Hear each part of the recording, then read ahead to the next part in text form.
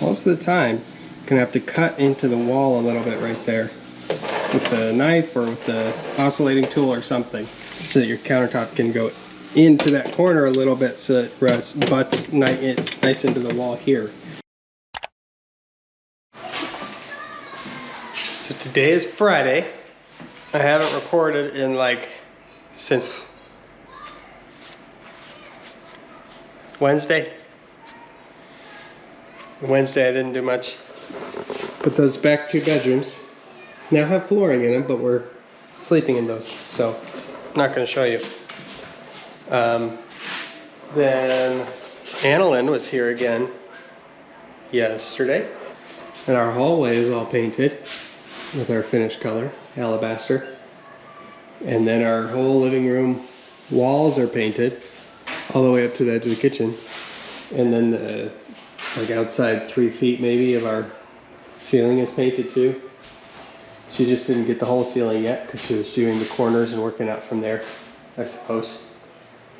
So yeah, this whole living room area, just with that last bit of paint on the ceiling, and it'll be ready for flooring next, and outlets and switches and all the fun stuff.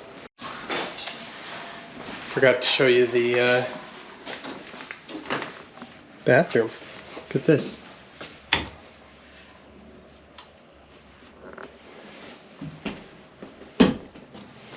Got that tile in, it's grouted. It's a little dirty right now because we're using the bathroom. Got our sink hooked up, hot cold water. It's working like a dream. Toilet, we got a Kohler something, it's like 230 bucks, Home Depot. And we're using the shower. It's not tiled yet, but it is fully waterproofed, and I've got the waterproof flanges around the valve and spout there. Only thing is we don't have a pressure reducer still, so it's just like a fire hose right now. But yeah, it's been working. It's been awesome. Can't wait till that's tiled, but just got other things to do first. It's nice to have a usable kitchen. But anyways, yeah, that's bathroom numero uno.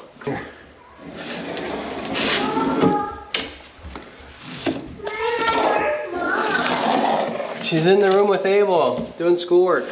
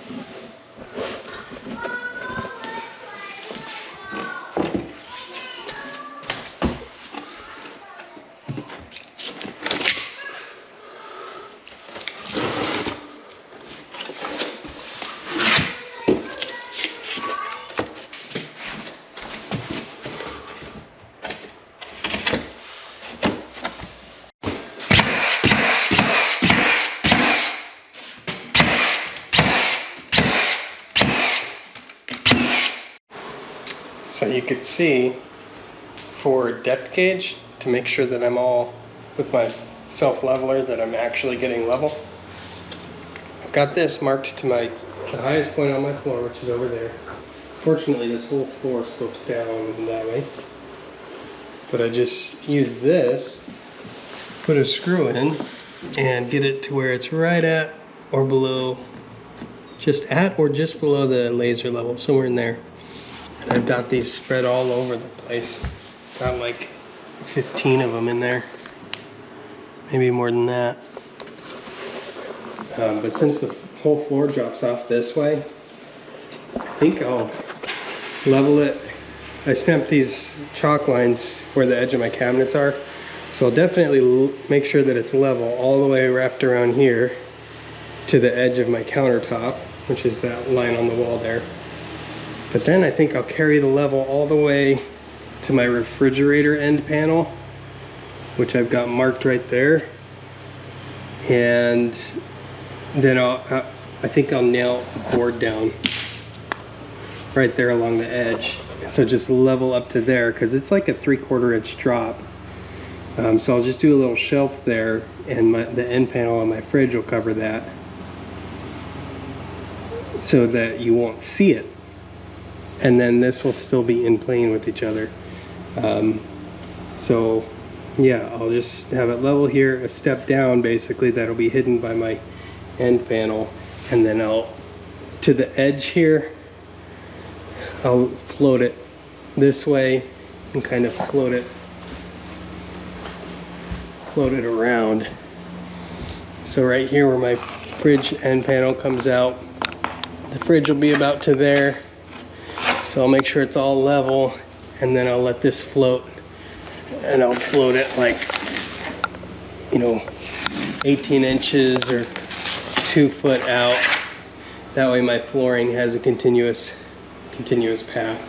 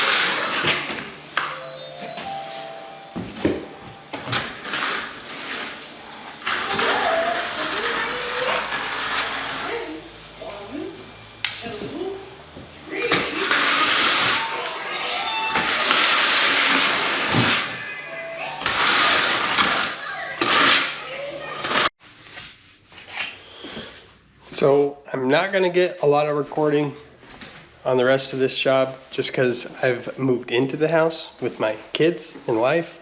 So it's just hard to record, but I'll give you an update. We've got all of our kitchen cabinets here except for the upper corner cabinets, which are supposed to get delivered today. So I'm planning on having those cabinets installed today and tomorrow. Our bathroom, I'm pretty sure I already showed you this, but pretty much set up. Got a bunch of our trim in. I have all the flooring for this whole area. I'm just waiting to get the cabinets in first. Just be easier that way. There's all the packaging from the cabinet. And over the last day or so, yeah, yesterday I was working on all my plumbing in the in this third bathroom area that we're adding. So this is where our toilet's going to be. Sink comes up over there. And we have, let's see, this goes all the way back and connects, so that's all connected. And then I have a takeoff right here that shoots that way for the sink. And I've got this one, shoots that way for the toilet. And I've got this one that comes off for a shower drain. And then this one comes up to our vent. So this is a wet vent.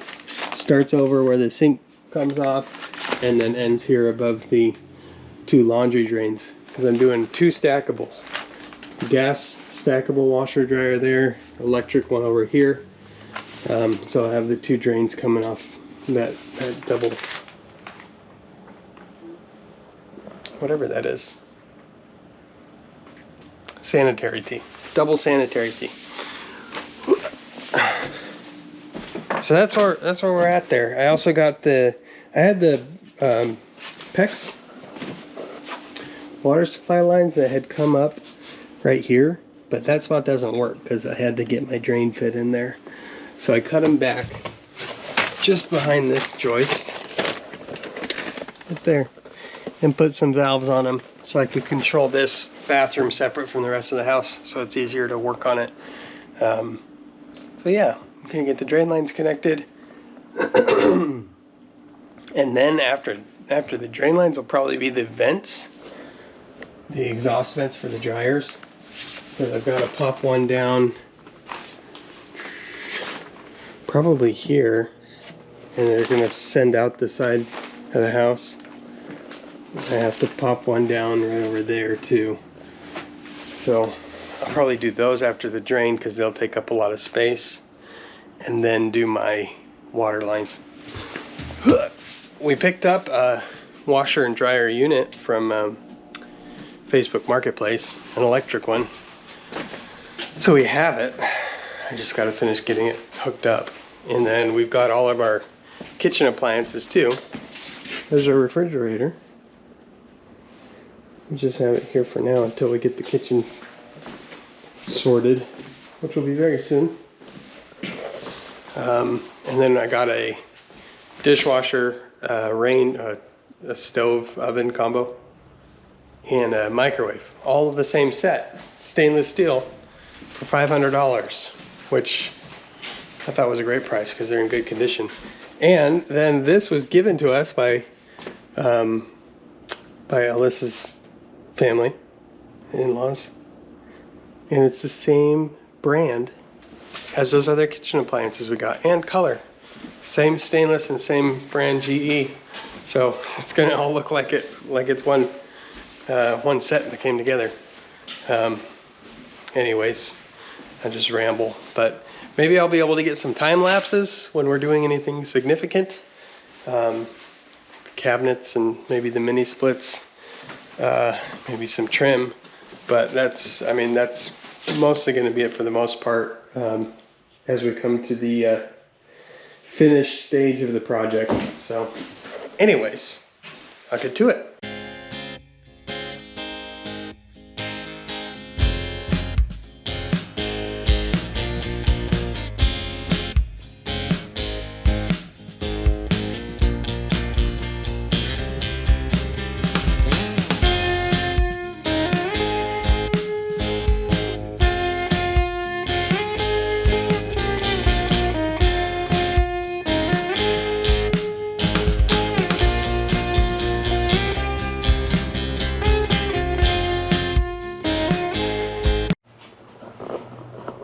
Here's how far I made it so far.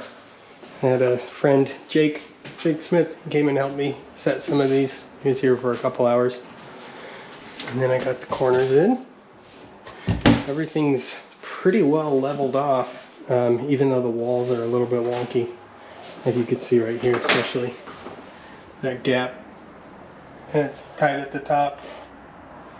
And it's actually, to make it perfectly level, this gap would be even wider, but I'm okay with how it is.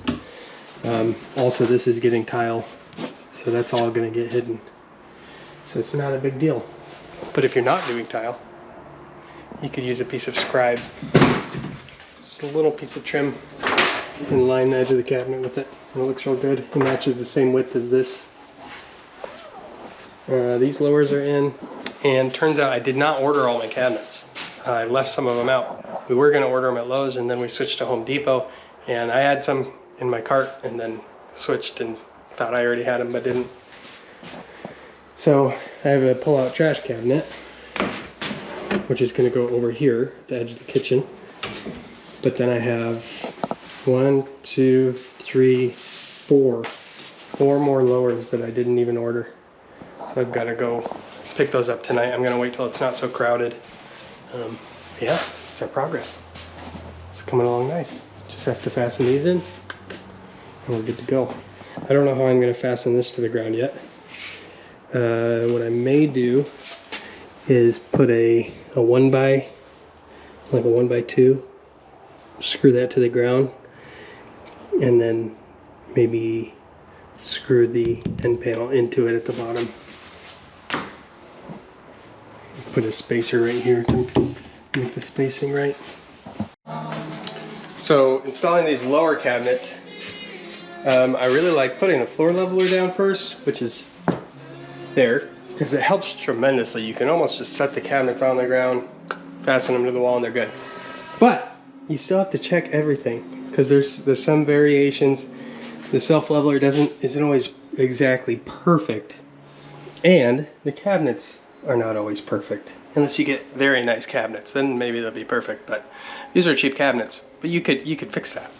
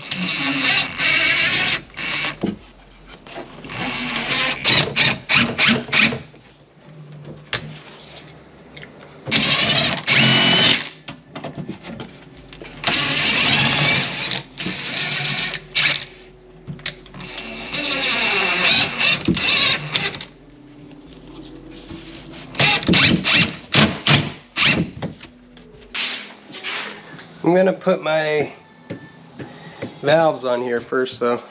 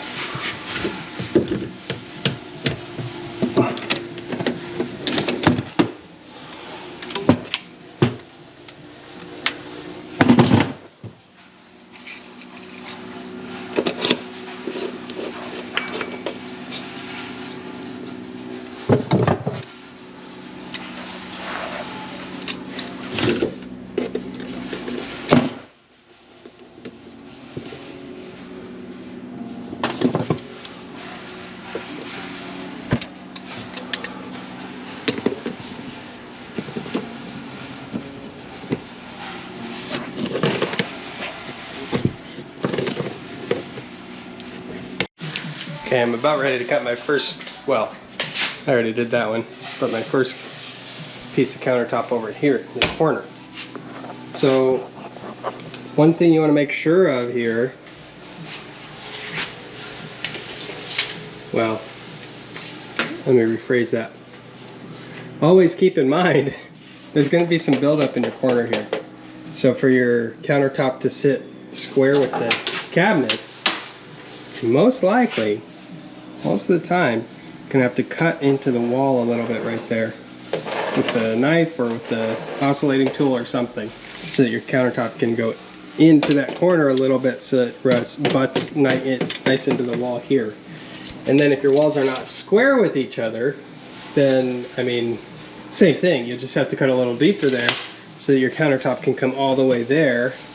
That way your piece that's coming on this side, perpendicular to it, can be tight to this wall and butt into this other side nicely. So, with that in mind, and knowing that I'm going to have to do that, I'll check my measurement from the wall to my edge. And let me put the camera up.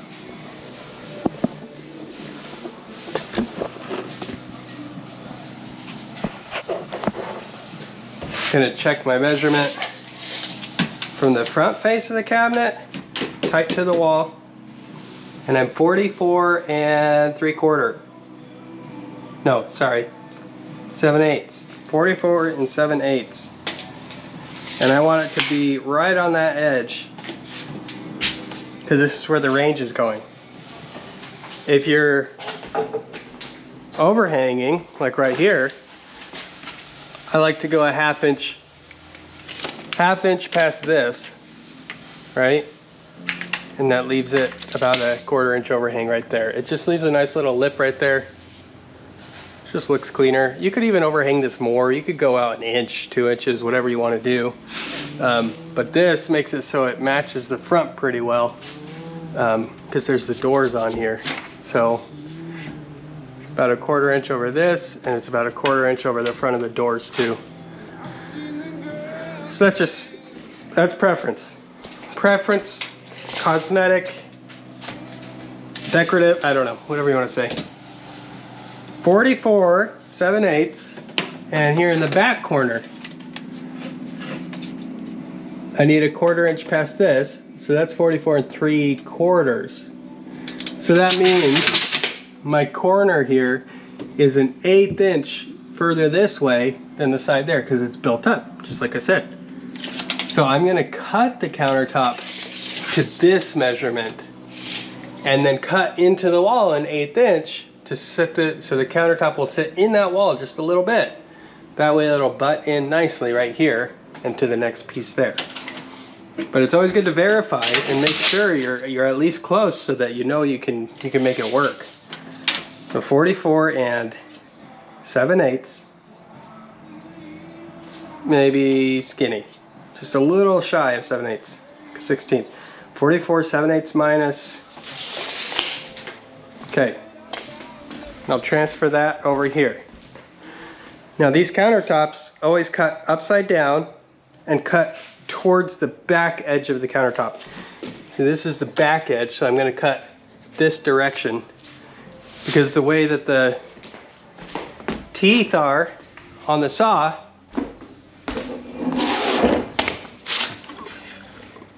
see how the teeth come up that way? So they're going to rip this face, whatever face you see, it's going to rip it up, and it's going to cut into the finished face nice and smooth. So you don't have to put any tape or whatever. You just cut it upside down and cut towards the wall or towards the back of the countertop, and it always comes out very nicely. Let me transfer my measurement. 44 7/8, skinny, just a little skinny, right there. And I'm gonna go an extra 1.5 inches past that. So 7/8, 7/8, right there. 1.5 inches minus a little bit, right there, bam. And this is where I'm gonna clamp my cut guide. 46 3/8, skinny.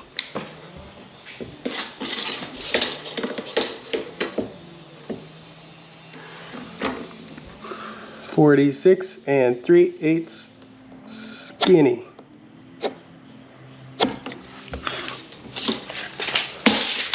Oh, since I'm cutting this way, I put my 1.5 inch mark on the wrong side, so I have to go 1.5 inches less.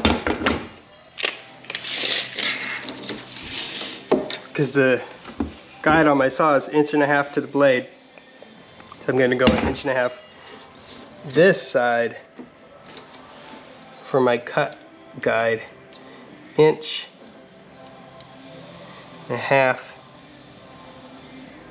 skinny. Right there. What is that? 1.5 inches. Okay. It's 43 1/4 fat, or 3 skinny. 43 3/8 skinny. Oh, I wasn't hooked good.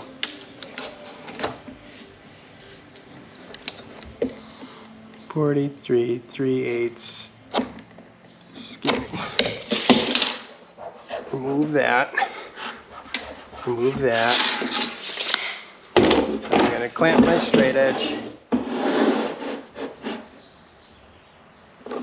right on crow's foot.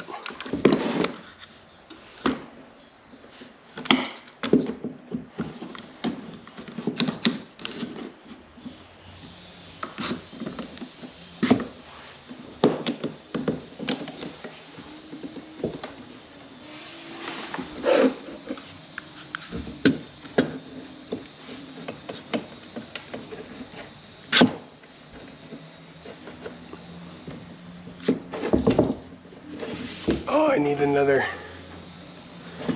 to stand this up higher for room for the clamps.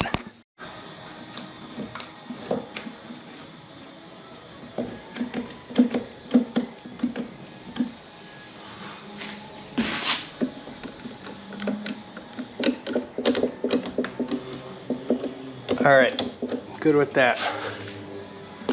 Always make sure you have your safety shoes on too.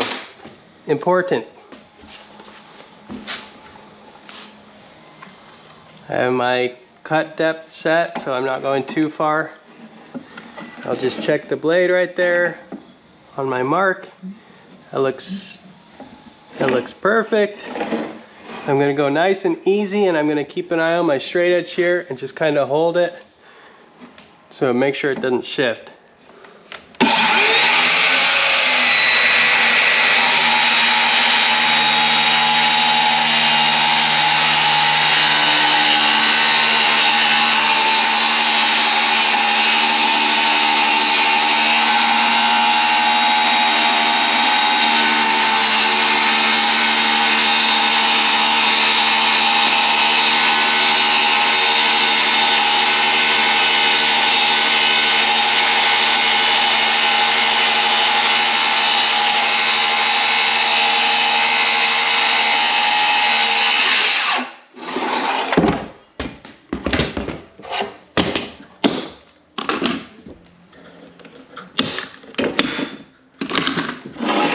See how we did. Let's see. Look at that. Very clean edge. See, no taping. No taping necessary. As long as you cut it upside down with a nice plywood or finish blade, cuts it wonderfully.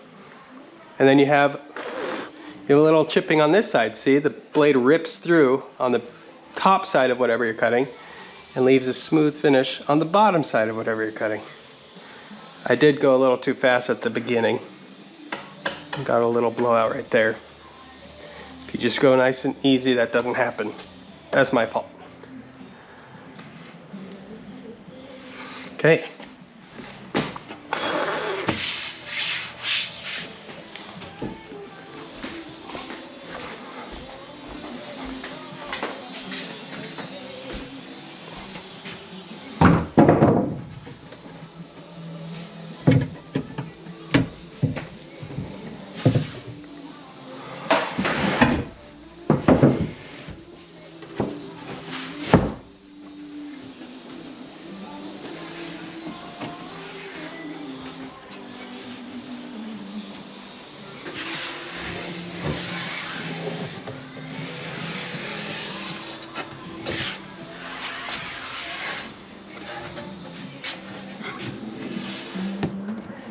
Actually taped to the wall there.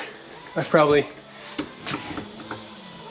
since it's off so little in this corner, we only did a tape coat there, so we didn't build it up a lot. Probably don't even need to cut into it on this one.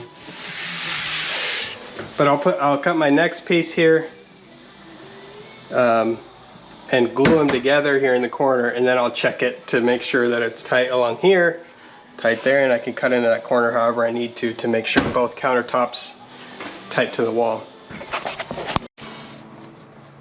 So interestingly enough, I don't really have a problem in the corner there, as we saw with just this piece in place.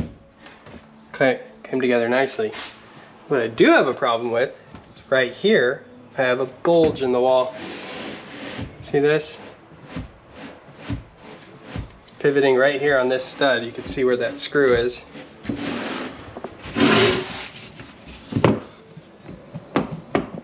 See? It's like 3/8 of an inch. Something like that. So I don't really need to cut in the corner, I don't think. I just have to cut in this section right here, cut some of that drywall back. So I just set the countertop tight to the wall, scribed a line so I know where I need to cut, and that'll probably tuck right into the wall about a 1/4 to 3/8 of an inch. Okay, the way these countertops are made is it butts in. So there's the right hand miter left-hand miter. They call it a miter still in the listing and everything, but it's not technically a miter, it's just a butt joint. And it's got biscuit slots cut in it. And it has, on the left-hand miter, it's got 2 pocket holes drilled in it. Now, the problem that I have had to find a solution for is they were all out of install kits and couldn't order, or would take forever to order, or I don't know. That's fine though. I'm okay with that. So I cut my own tabs. The biscuits really are for guiding the countertops into place to line up with each other, and for adding surface area for the glue. The glue is really what holds the countertops together. So I cut scrap pieces, ripped them down to width. These are scrap pieces of my spacers. So I'm going to put these in where the biscuits would normally go to line it up properly. And then I'm going to strap these together to pull them nice and tight. And then I'll clamp my straight edge here down over the seam to make sure they're in plane with each other. And I'm gluing, because the install kit comes with the glue for the countertop. It's really just a wood glue like this though. But this kind of glue, when it cures, it dries pretty hard and it's not flexible at all. The subfloor glue remains a little bit flexible to have give in your floor. So I'm going to do a combination. I'll do both of them, wood glue with liquid nails, and coat my little biscuits in the edge here, clamp it together. We'll see how it goes. I'm pretty sure it's going to go well, but somewhat of an experiment. But if you don't have all the tools or whatever, little cargo straps and glue, and rip down some little index tabs here, and pending results, you'll be good to go.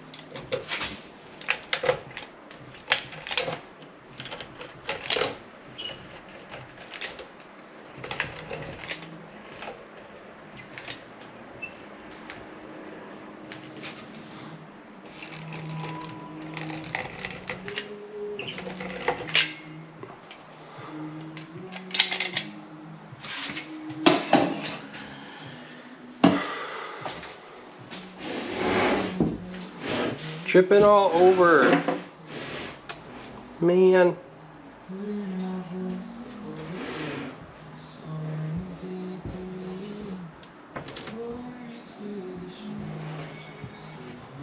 Critical areas, I want this to line up nicely.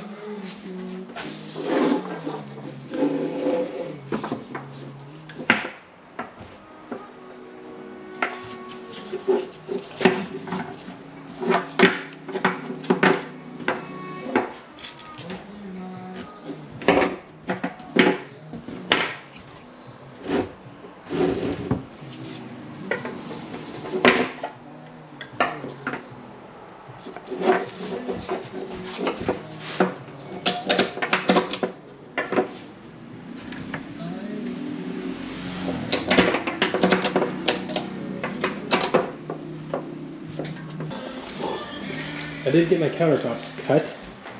and they're gonna fit very nicely. I'm gonna go ahead, this is the countertop that goes right here and butts into this one, where the sink is. And there will be about an inch and a quarter of it exposed on the front side of the sink. So I'm gonna get a pocket hole, little cheap pocket hole jig, to do pocket hole there and one right there, so I can bring them together really nicely there on the front and bring the two halves together and have a really nice tight seam there. So this piece is cut, and then this piece is the L part. So both of those are cut and ready. I just wanted to get those pocket holes in there first. So I moved on to the flooring. I got floor patch in all these spots where my floor leveler didn't quite reach, and floated out this section by the fridge just to smooth it out so that flooring will transition there nicely, and then kind of rounded it over and filled in a couple little low spots and got baby feet, baby footprints. And then is a pretty good thickness foam layer. Probably won't pick it up on the camera, but right there versus, I don't know if the microphone on the camera, it might make the the foam floor sound louder. I don't know, but in real life it's really muffled and muted the sound of walking on it.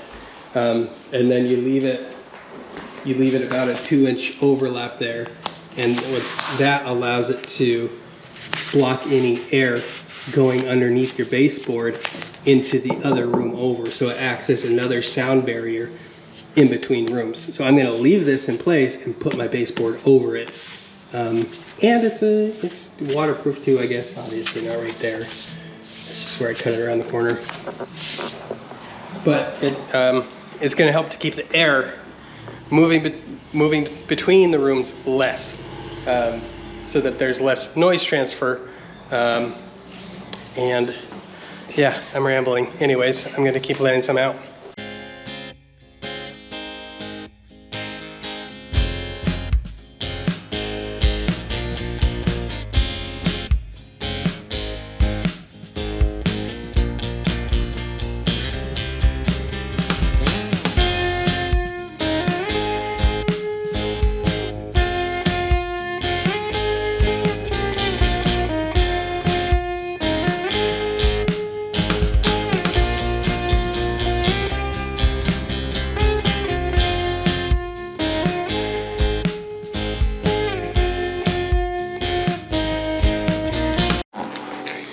Well, that's that, at least in the living area.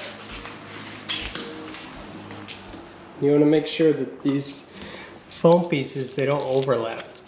See, they're just butt into each other. Otherwise you get a lip there that the flooring over it will have a squishy spot on one side. That's why it has the plastic there, so you don't have to overlap the foam. Just in case you wanted to know. Well, the kids, you know, they're on their way home, so I'm going ahead and taking masking tape and putting it on all the seams, because the adhesive on this plastic is like an inch in on either side, so this can catch. So I just know within about 10 seconds of them coming through the door, all these edges are going to be ripped all over the place. So you don't have to do this. I am just doing it so I don't catch the edges. But I am going to start installing the flooring. I'm just not going to finish tonight, so I want to make sure that these seams are protected as well as I can. Well, this is taking the kids out for a while, so I thought it'd be a good time to give you an update again. I got all the underlayment in yesterday and got all the flooring in up to here, which is the edge of the refrigerator cabinet, so that I could finish off the kitchen. So I got the kitchen all the way to that wall, all the way to that wall. Plumber's going to be coming to put in the gas valve for the range, and also the pressure reducer on the main line, because that's been off for testing. So we have it coming in at full street pressure right now, and it's like a pressure washer in the in the shower. So he's gonna come put that back on because there's been no leaks, so we're good there.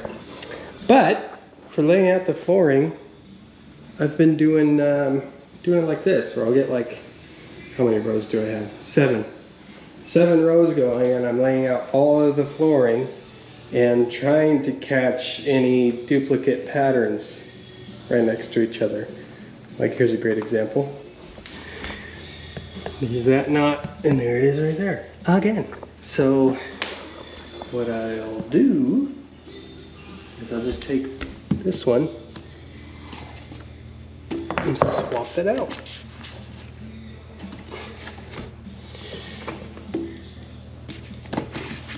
And that moves that knot much further away from there. It's hard to catch sometimes because they printed this flooring on a rolling pattern, so you don't have like 6 of the same print planks. But what you do have is you have the same pattern that's repeating, just not at the same spot on the floor. There's a good one. Oh, right here. There's another great example. This, turn the slide on. This knot is identical to that. It's the same print right there, but see, this is like in the middle of this board, and this one's at the edge of this board. So you end up with them like directly side by side. So I want to avoid that when I can. So I'll try this. And go there. There we go. We have the knot over there, and then way over there. Oh, and there it is again, right there actually. But I'm okay with that. Kind of have to pick your battles. I try to get, as long as I don't have 2 identical knots right next to each other. Because if it's grain like this, that's next to each other, it's not bad. It's when you have those dark knots like this. If I had another one of these right here, then it would be glaring and very obvious, because the knots are what kind of catch your eye because they're contrasted with what's on the floor. Look at this, I missed this one. This guy and this guy right there. So it's likely that 95 out of 100 people, probably even more than that, 98 out of 100 people won't ever look for that or care or notice or whatever. So it's not that big of a deal. It's just you don't want something to catch your eye and be like, oh wait, that's the same pattern. It gives away the illusion of this being wood, right? Because it's plastic, it's vinyl, printed to look like wood, but that just is a dead giveaway of that illusion that you're trying to achieve. But anyways, I haven't done it this way before actually, where I lay out this many rows, but I like it because you can really stand back and look at it, and it's easy to swap pieces around, and you have all your starters cut already for your seams. I always stagger the seams a lot so it doesn't line up at all. Helps keep it more randomized. And then all your starters cut, you could just click, click, click, click, click, and snap in 7 rows very quickly once it's all prepped. Pick out one of my cut off pieces from the other end that's long enough. And this is the end that locks in to here. So I'll flip it backwards like this. Tight to my wall here, well, you know, relatively tight. And then mark it. Now I've got enough waste on this end that I can just score and snap it. So I'll line it up. Careful not to line my cut mark on top of some other flooring. I'll try to avoid slipping off, but I'd rather cut this than the flooring next to it. And not much pressure is needed here. It's pretty light cut. And then I just snap it over my leg. And then I've got this piece. Perfect.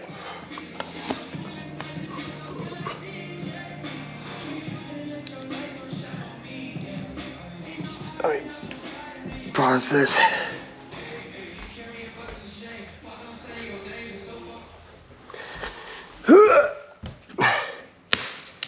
So I could score and snap that piece as long as there's enough to snap it in that spot.